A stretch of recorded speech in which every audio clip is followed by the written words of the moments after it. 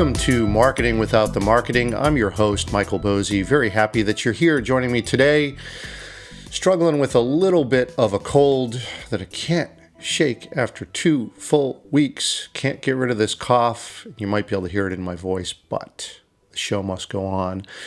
And today's show is about social media.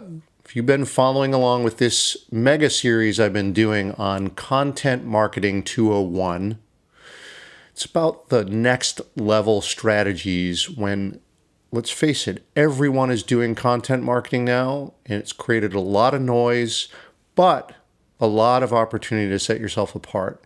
And that's what this series has been about. Now, I've covered website strategy, blogging strategy, email strategy, and now it's time to turn to social media with a little mini series devoted to that. And I'll cut right to the chase on this and say that the glory days of social are over. You used to be able to set up an account, start posting, get interactions, people clicking through to your website, and let's face it, those days are over. Because of platform centralization and the advertising imperative, we've seen a consolidation of power and almost no innovation in the sector, or at least in the US, that is. I mean, think about this. Facebook was born in 2004, YouTube in 2005, and Twitter in 2006. And since then, we've seen very few new platforms survive. And of the majors, Instagram was born in 2010, purchased by Facebook in 2012. Snapchat, 2011 was when that started. It's still independent, though famously offered $3 billion by Facebook in 2013 and turned it down. But to me, this means that we haven't had a new major platform in 10 years. And if you're saying, well, wait a second, what about TikTok? It's come on the scene recently. New platform seems to be gaining traction. Well, first, consider that it's not at this scale yet of the other majors, and it was born as Musical.ly in 2014, before it was sold to ByteDance Technology in 2017, a Chinese company. And two things about TikTok. For me, I say, at least for now, don't put all your eggs in the TikTok basket. Just because the privacy issues around this Chinese-owned company have caused, well, look, the U.S. military banned its usage among troops in early 2020. And I'd expect other such problems that come with the scrutiny around these privacy issues, which are gaining a lot more traction with the general public. And even if you consider TikTok to be a major player, or even if it becomes one, it's still 5 full years without a peep from a new platform. And incidentally, 2014, when TikTok was born, that was when Ella was born as well, the supposed Facebook killer, and the same year when Twitch was sold to Amazon. Twitch was born in 2011. And if we look at even the other ones, we've got WeChat, largely used in the China market, 2011. Pinterest was started in 2010. Sina Weibo, another very popular and widely used platform in China, 2009.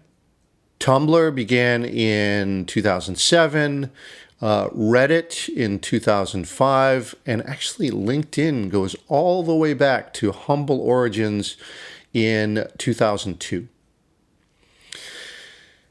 Now, okay, that's great, little history lesson or whatever, but why do we care about this? Because 2 major things have happened that affect our ability to use these platforms to connect with people.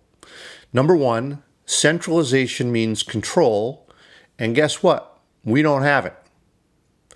The algorithms that run these platforms control what we see, and guess what? It's not optimized for our goals as consumers.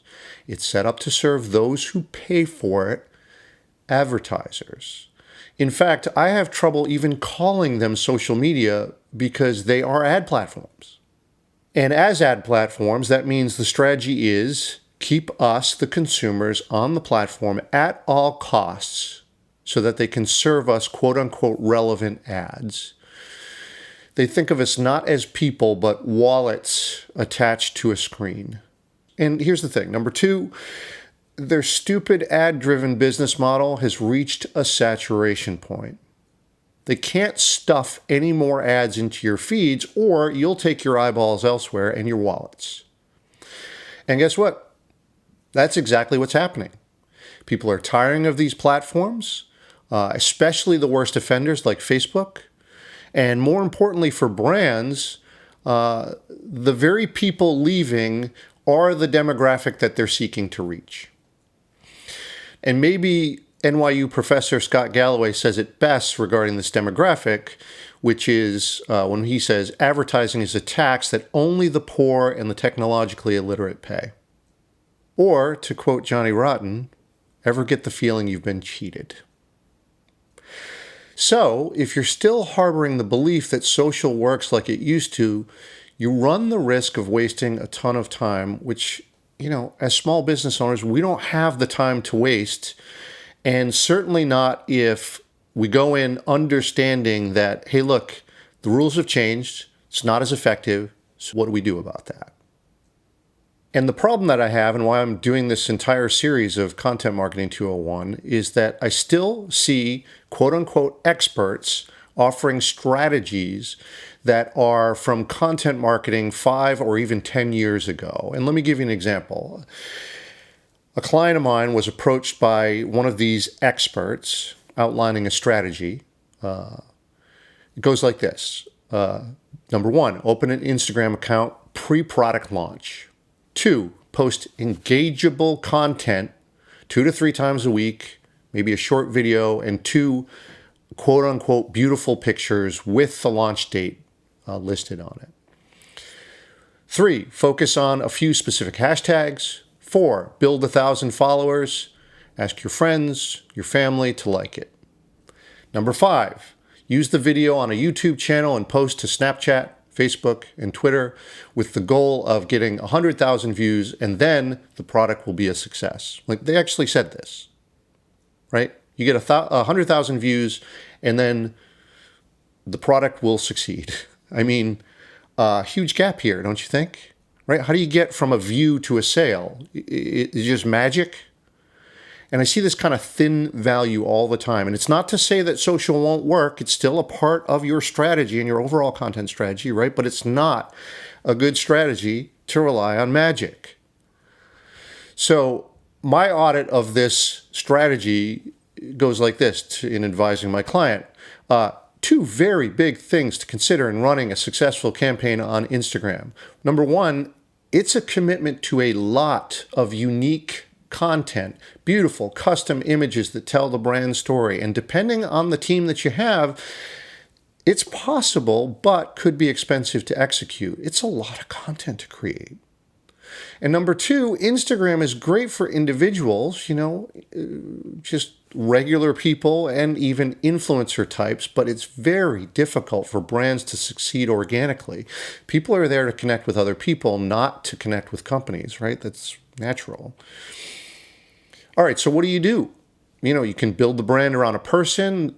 To me, when I'm working with clients, it's the CEO or the founder usually. Or if you don't want to do that, now you're left with only one option, is to buy in on ads and go all in, right? This hashtag only strategy for organic growth from a brand account, that's not going to yield results. Instagram is past its early adopter stage, and the algorithm is not going to serve you brand content from brands who don't pay to be seen. Plus, a big thing, getting 1,000 Instagram followers doesn't do us much good unless there's a pathway for those people to get to the website or your online store.